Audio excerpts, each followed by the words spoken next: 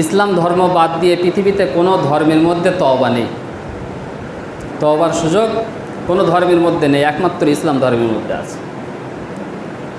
বিশেষ করে হিন্দু ধর্মের মধ্যে যখন কেউ পাপ করে তো তাকে স্মরণ হয় যে তোর আর মাফ নেই, তোর আর কি নেই, তোর আর মাফ নেই, তুই আর পরের জন্মে মানুষ হতে পারবি না, তোকে জন্তু জানোয়ার হতে হবে, গরু ছাগল হতে হবে, কুকুর বিড়াল হতে হবে।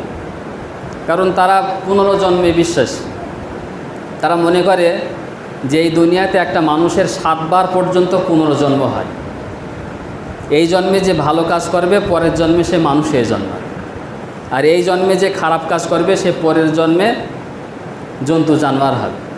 যত বড় ধরনের পাপ করবে সে তত বড় ধরনের হিংস্র জন্তু হবে।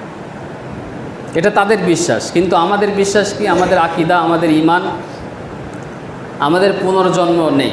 ইসলামের মধ্যে কি